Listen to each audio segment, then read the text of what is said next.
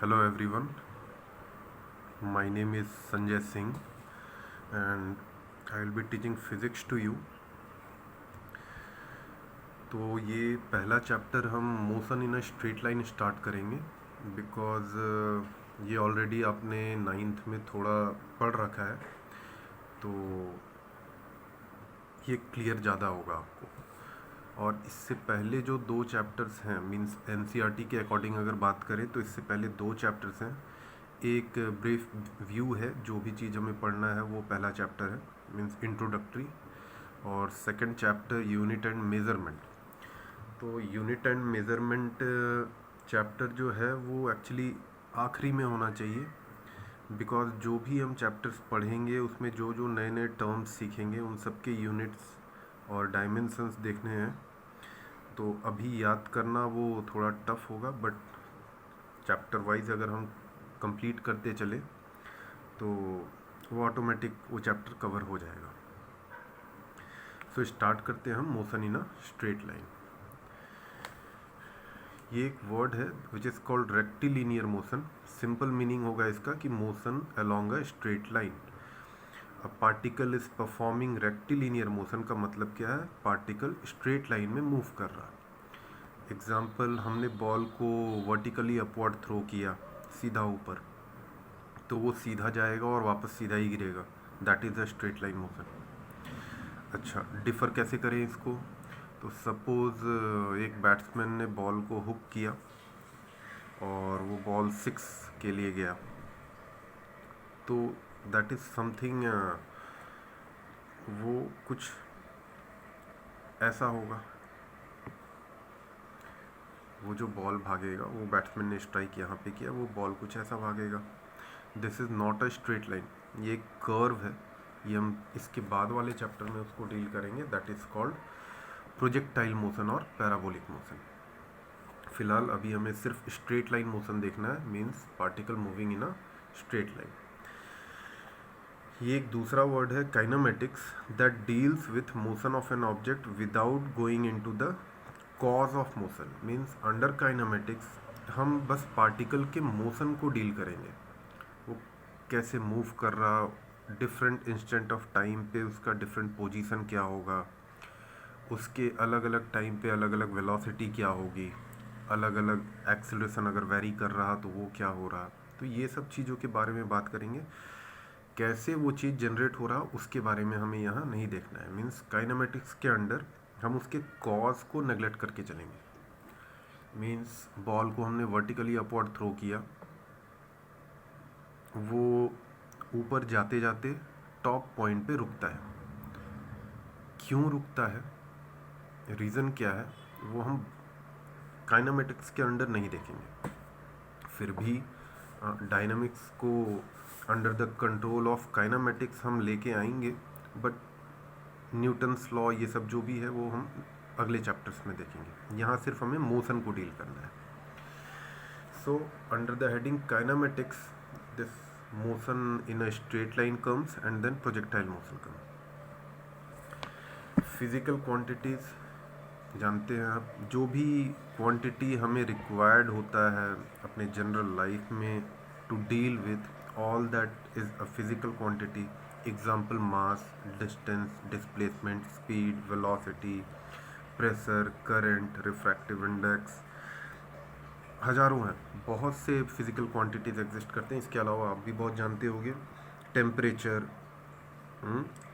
Heat, all these are physical quantities. तो ये जितने भी फिजिकल क्वांटिटीज़ हैं इसको ब्रॉडली दो कैटेगरी में कैटेगराइज किया गया, स्केलर एंड वेक्टर। कुछ फिजिकल क्वांटिटीज़ को हम स्केलर कहा करेंगे और कुछ वेक्टर होंगे। स्केलर का सिंपल मीनिंग है कि ऐसे फिजिकल क्वांटिटीज़ जिनका सिर्फ मैग्नीट्यूड हो, ऐसे फिजिकल क्वांटिटीज़ जिनका सिर्फ मैग्नीट्यूड हो, all that are known as scalar physical quantities. Magnitude means value, जैसे 2 kg sugar, 2 kg sugar, 5 metre length, 35 metre per second. तो यहाँ हर एक चीज़ बताने में, ये जैसे हमने मास बताया 2 kg शुगर, तो यहाँ डायरेक्शन का कहीं से इन्वॉल्वमेंट नहीं है। अगर आप एक शॉपकीपर के पास जा रहे हो और आपने बोला कि आपको 2 kg शुगर चाहिए, तो इसमें आपको डायरेक्शन कहीं भी नहीं बताना पड़ेगा। Means mass has nothing to do with direction, बस क्वांटिटी बताएंगे, मैग्नीट्यूड बताएंगे और वो हमें शुगर निकाल के दे देगा। तो इस तरीके से स्केलर और वेक्टर में हमने कैटेगराइज किया है। ये भी चैप्टर बाय चैप्टर हम लर्न करते चलेंगे कि कौन स्केलर होगा और कौन वेक्टर होगा, बट सिंपल सेंस करने के लिए बस ये सोच लें हम कि जिस एक फिज़िकल क्वांटिटी को डिफाइन करने में हमें डायरेक्शन का हेल्प लेना पड़े, that is called a vector quantity. All that physical quantity which has both magnitude and direction, all that physical quantities are known as vector quantities. Example velocity, acceleration, force, displacement, ये बहुत से हैं, ये सब vector होंगे. Means यहाँ पे हमें डायरेक्शन का खास ख्याल रखना पड़ेगा. वैल्यू तो होगा ही, साथ में डायरेक्शन भी होगा. For example force of 10 Newton, force of 10 Newton. अब ये फोर्स हम इस ऑब्जेक्ट पे किस डायरेक्शन में लगा रहे हैं ये भी इम्पॉर्टेंट होगा. मीन्स इधर अब इस ऑब्जेक्ट पे फोर्स इधर लगा रहे होंगे या इधर लगा रहे होंगे या इधर तो एक डायरेक्शन हमें स्पेसिफाई करना पड़ेगा कि ये 10 न्यूटन फोर्स किधर लग रहा है. बट जब हम मास को डिस्क्राइब कर रहे थे 2 kg, तो यहाँ हमें डायरेक्शन नीड ही नहीं है कुछ बताने का. तो ये खास डिफरेंस है स्केलर और वेक्टर के बीच. ओके, काइनेमेटिक्स पहले ही हम बात कर चुके हैं. काइनेमेटिक्स क्या है? This deals with motion of a particle without going into its cause. तो ये समझने के लिए सबसे पहले हमें एक चीज़ समझना होगा, frame of reference. Frame of reference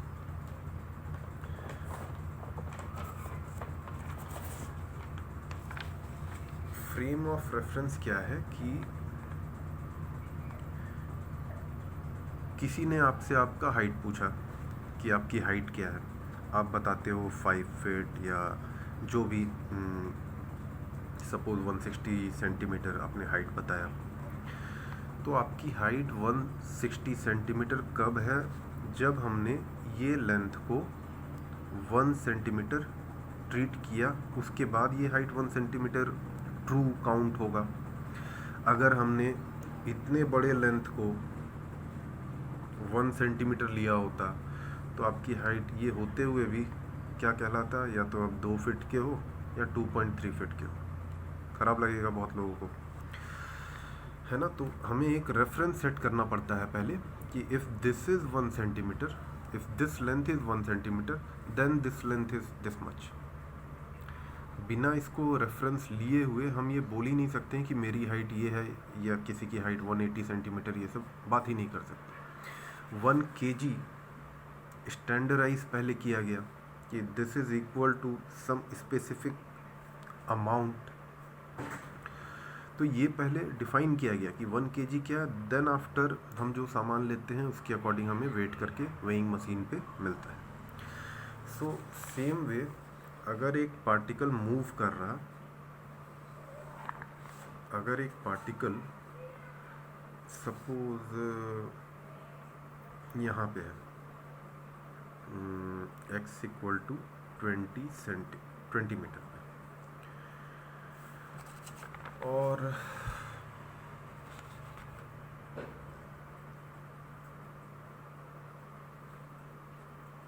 आप कहीं तो भी यहाँ खड़े हैं.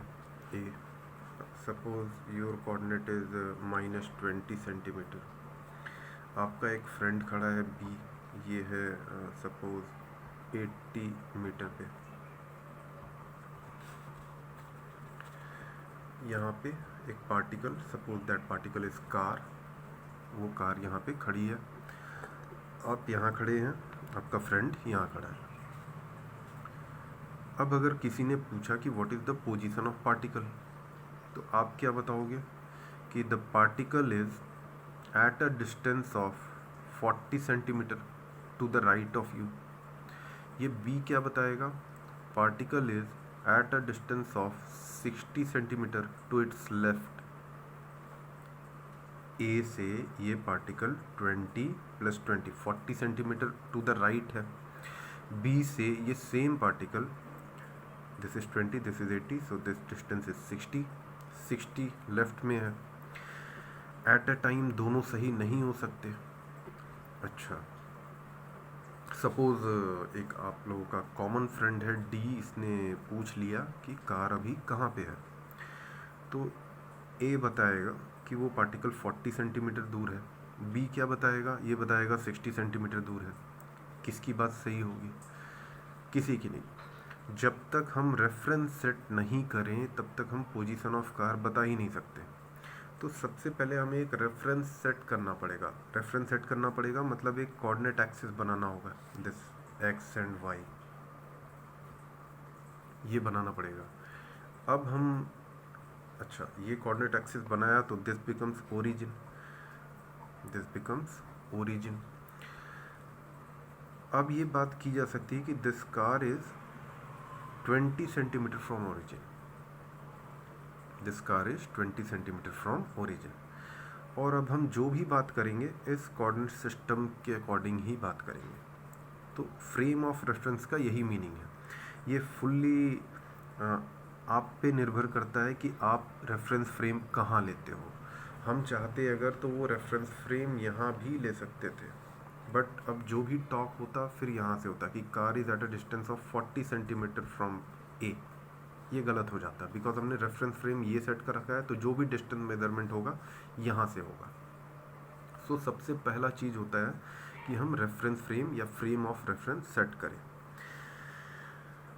अच्छा, अब ये कार के मोशन के बारे में बात करना है तो हमें जो भी है टाइम डिपेंडेंट चीज़ देखना होगा कि ये कार जैसे जैसे टाइम का पैसेज होगा तो ये कहाँ पे रहेगा। तो एक हम क्लॉक सेट कर लेंगे यहाँ पे। क्लॉक सेट करना मीन्स t = 0। जैसे एथलेटिक्स आप लोग अगर करते होंगे तो वो जो टाइमर रहता है तो उसे हमें सेट करना पड़ता है t = 0 पे, देन वी स्टार्ट, जैसे ही आप रन करना स्टार्ट करते हो। तो एक प्रॉपर डेफिनेशन क्या हुआ रेफरेंस फ्रेम का कि एक coordinate axis together with a clock which signify t = 0, this is called reference frame. एक frame of reference that is coordinate system plus clock. दूसरा चीज़ है पोजीशन। ये मैंने अभी यही बताया। पोजीशन क्या है? To define position of an object at any instant we need to set frame of reference first. जैसे यहाँ पे अभी हम वही बात कर रहे थे कि अगर किसी पार्टिकल का पोजीशन बताना है तो हमें पहले एक रेफरेंस फ्रेम सेट करना होगा, देन उसके अकॉर्डिंग हम बात करेंगे कि वो पार्टिकल कहाँ है। सो position, path length. Path length is the actual distance covered by an object or simply distance. Path length is actual distance covered by an object.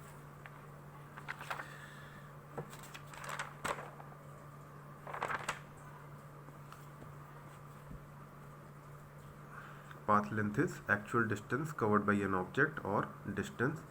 देखेंगे अभी, this is a scalar quantity and this is always positive. ये पहले से जानते होंगे आप कि distance can never be negative, ये हमेशा पॉजिटिव होगा।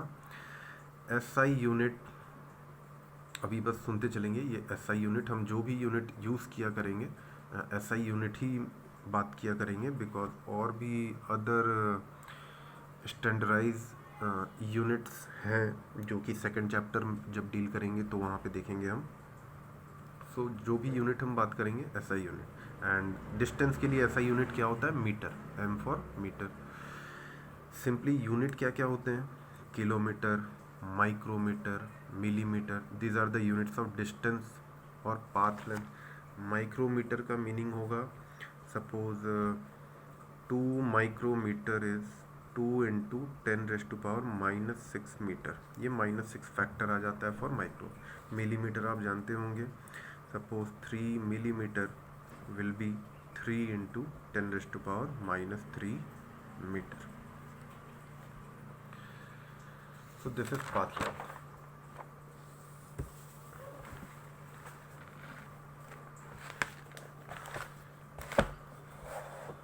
Next thing is displacement. Displacement is a vector quantity. Vector मतलब क्या, ये जब भी हम डिस्प्लेसमेंट की बात करेंगे तो इसमें मैग्नीट्यूड और डायरेक्शन दोनों होगा, वैल्यू भी होगा और कुछ डायरेक्शन का भी इसमें स्पेसिफिकेशन होगा. एसआई यूनिट डिस्प्लेसमेंट का भी क्या होता है, मीटर होता है. Is defined as change in position. Displacement is simply defined as change in position. किसी एक टाइम t1 पे सपोज पार्टिकल x1 पे था, देन एट टाइम t2 वो बढ़ते गया a से b की तरफ और न्यू पोजीशन x2 एक्वायर किया उसने.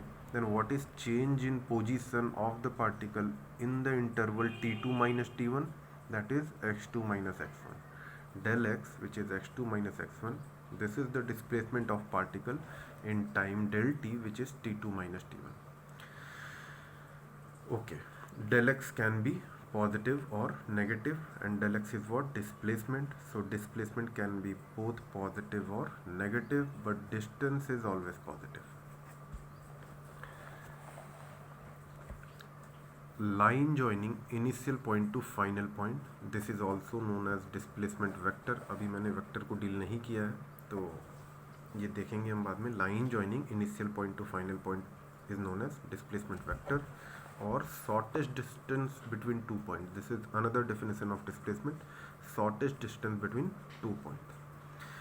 तो ये पॉइंट्स अभी क्लियर नहीं होंगे आपको, पाथ लेंथ और डिस्प्लेसमेंट, ये हम देखते हैं इस क्वेश्चन के थ्रू.